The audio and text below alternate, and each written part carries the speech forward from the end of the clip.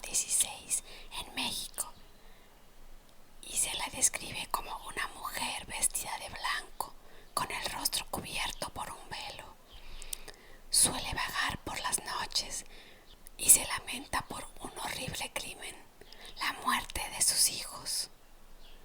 Se cuenta que luego de ser abandonada por su marido y sin medios para subsistir, decidió ahogar a sus niños en el río.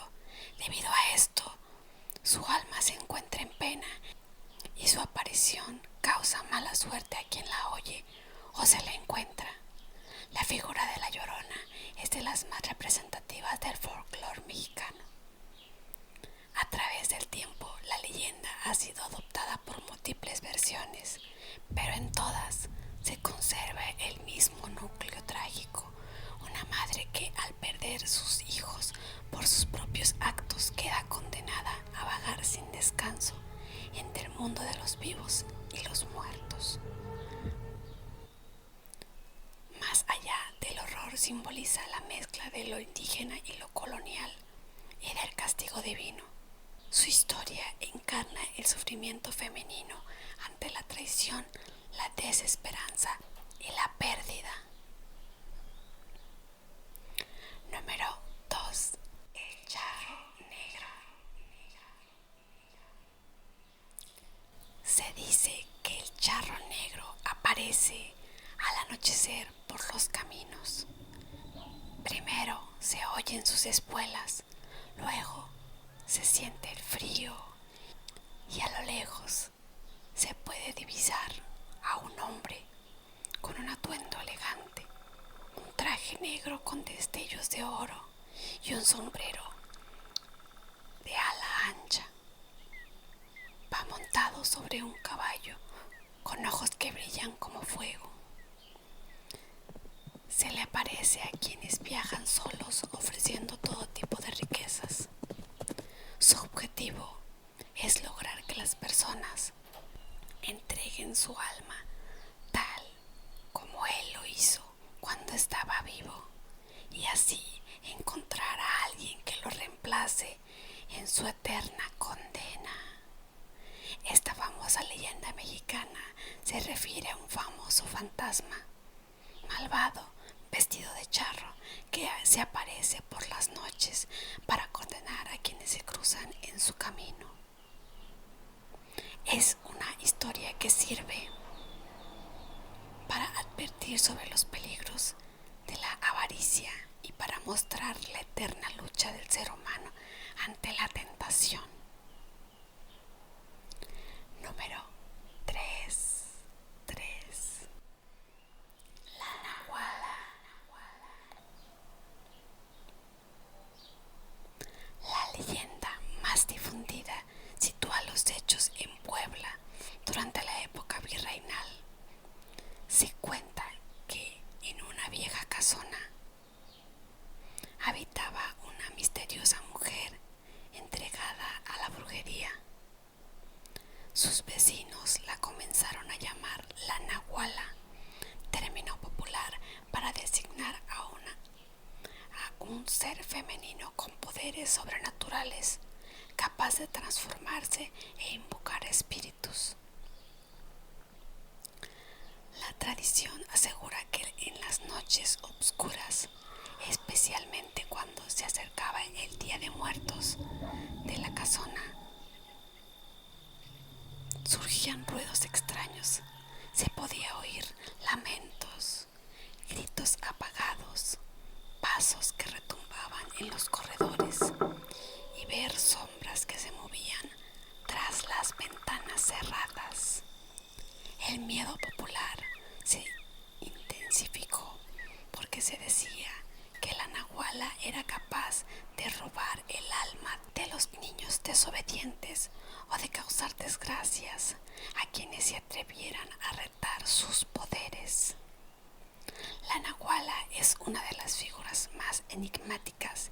Muchos han identificado el hogar de la Nahuala con la casa de Alfeñique, un inmueble barroco del siglo XVIII ubicado en el centro histórico de Puebla.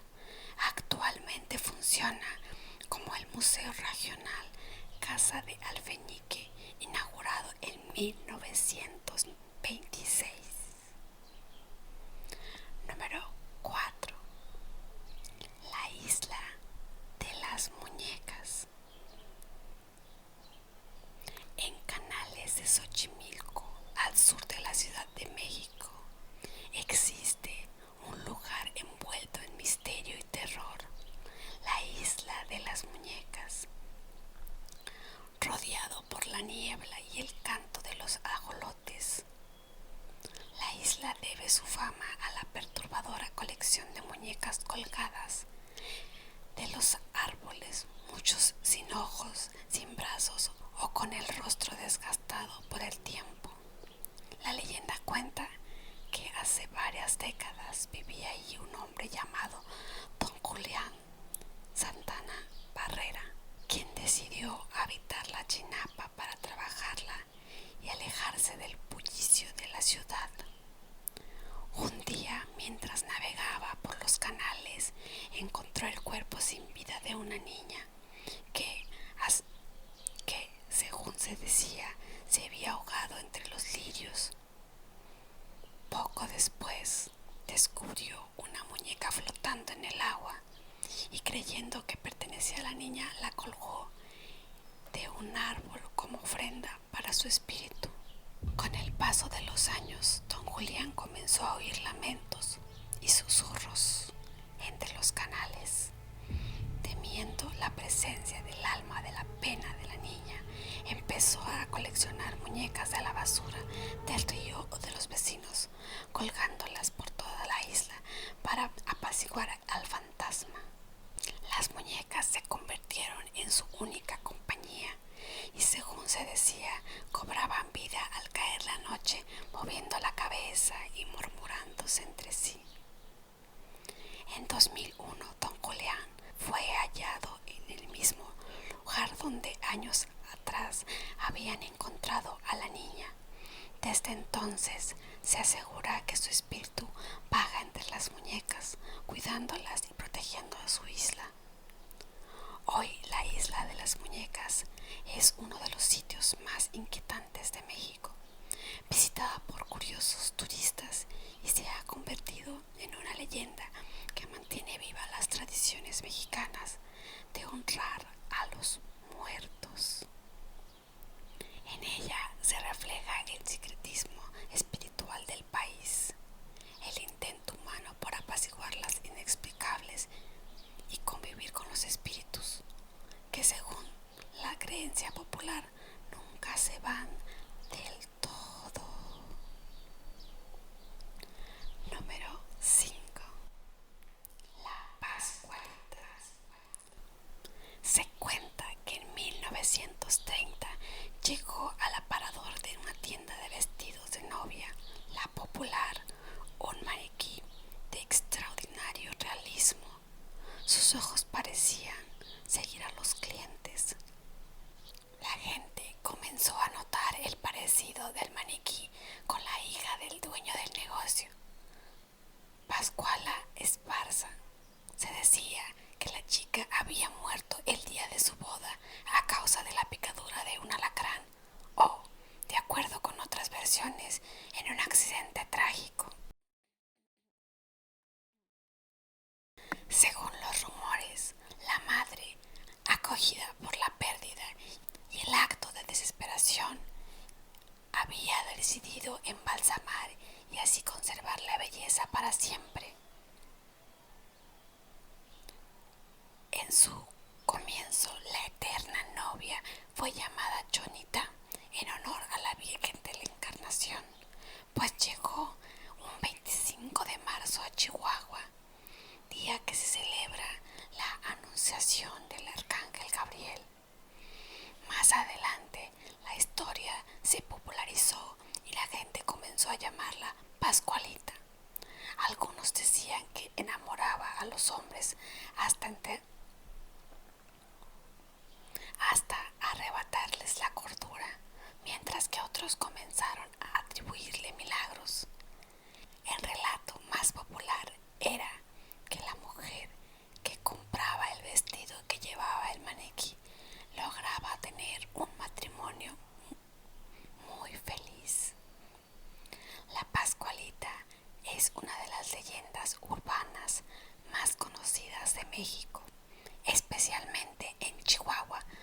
donde se origina. Su figura se relaciona con el tema de la muerte, interrumpiendo la juventud y el amor, la vida, lo que conecta con el motivo universal de la novia muerta. Así, el maniquí se convierte en una especie de puente entre la vida y la muerte,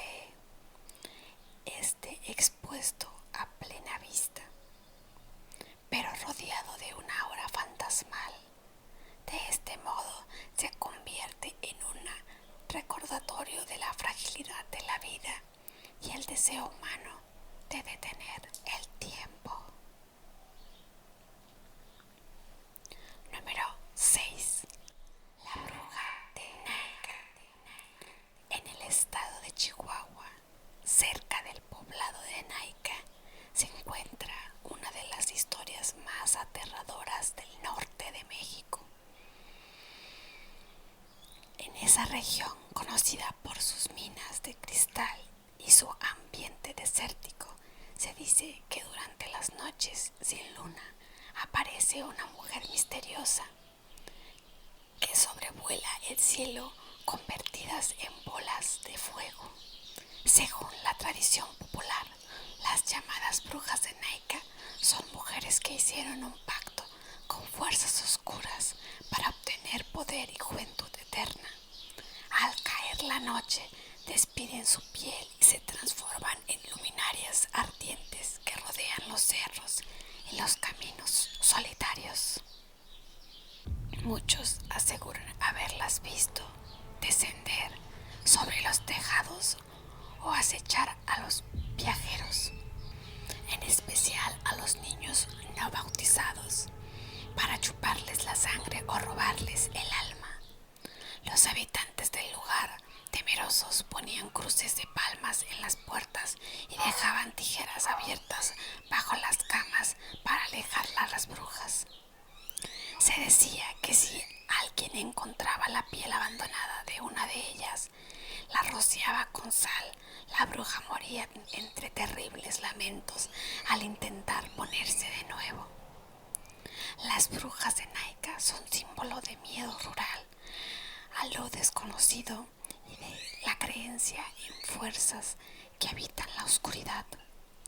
Su figura combina antiguas supersticiones indígenas con tradiciones españolas sobre hechicería, dando origen a uno de los relatos más inquietantes del norte mexicano.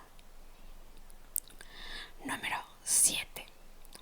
Voy a tratar de hacer un poco de soft spoken para hacer el video un poco más variado.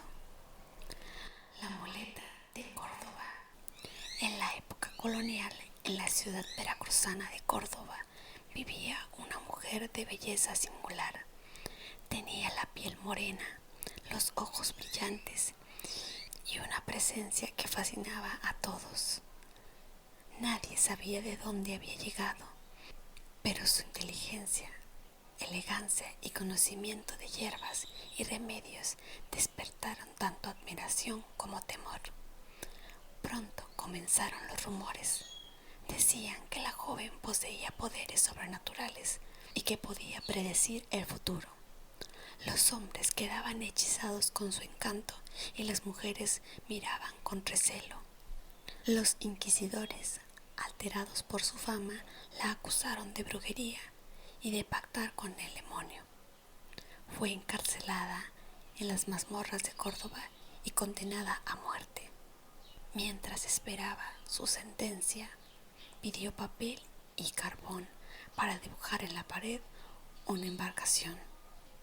Dicen que al terminar el dibujo, pronunció unas palabras en voz baja y el barco comenzó a moverse. Ante el asombro del guardia, la mulata subió a bordo y desapareció entre las sombras, dejando la celda vacía y un misterio que jamás se resolvió. La mulata de Córdoba encarna la mezcla de misterio, belleza y libertad que caracteriza muchas leyendas coloniales. Su figura se ha interpretado como símbolo de rebeldía, feminidad ante la opresión. Una mujer que escapa no solo de la cárcel, sino también del dominio de quienes le temían por ser diferente. Número 8. La leyenda de la Tizigua.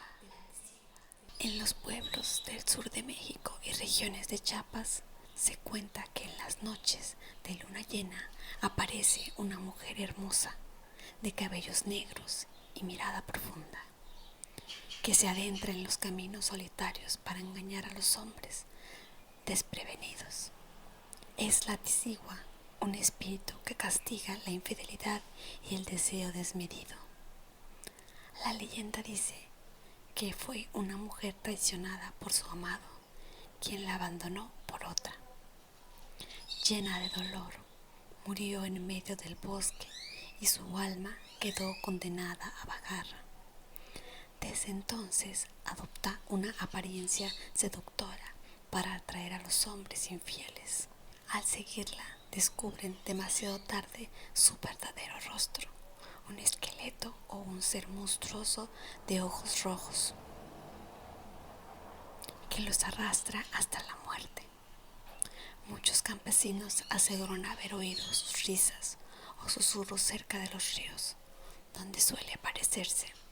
Algunos rezan al escuchar su canto, porque se cree que quienes la oyen 3 veces está marcado por la desgracia. La Tizigua representa la dualidad entre la belleza y el castigo, entre el deseo y la culpa. Es una figura femenina que recuerda la fragilidad moral del ser humano y el peligro de ceder a las pasiones prohibidas. Número 9. El árbol del vampiro. En el antiguo Panteón de Guadalajara, Jalisco, se levanta un árbol que guarda una historia macabra. Se cuenta que a finales del siglo XIX los habitantes del lugar vivían atemorizados por una serie de muertes extrañas, personas halladas sin sangre o con marcas en el cuello. Las sospechas recayeron sobre un hombre solitario y pálido que habitaba cerca del cementerio. Convencidos de que se trataba de un vampiro, los pobladores lo atraparon y lo ejecutaron clavándole una estaca en el corazón, enterrando su cuerpo dentro del panteón, y por sellar su tumba pusieron una gran losa de piedra. Con el paso del tiempo brotó un árbol que creció imponente, como si se alimentara de la energía del ser que yacía bajo la tierra. Años después, quienes intentaron cortar el árbol aseguraban que emanaba un líquido rojizo semejante a la sangre. Algunos decían que las raíces habían roto la lápida, como si el vampiro siguiera vivo a través de ellas, extrayéndose bajo el cementerio. Hoy en día el árbol sigue en pie y es uno de los principales atractivos del Panteón de Belén, donde aún se encuentran historias sobre visitantes que sienten presencias extrañas o escuchan susurros cerca de su tronco. La leyenda del árbol del vampiro une la superstición europea con la imaginación mexicana. Representa el temor o la inmortalidad a aquellos que la muerte no puede contener. El árbol simboliza vida y regeneración. Se transforma aquí en una metáfora de lo maldito, una naturaleza que se nutre del mal humano y lo perpetúa. Así, este relato recuerda que incluso los símbolos más puros pueden volverse oscuros cuando se entrelazan con el miedo. Número 10. Voy a tratar de hacer un poco de inaudible. Espero y me salga. La ciguanaba. La ciguanaba es una de las leyendas más temidas y extraídas del folclore mesoamericano. Su historia tiene raíces prehispánicas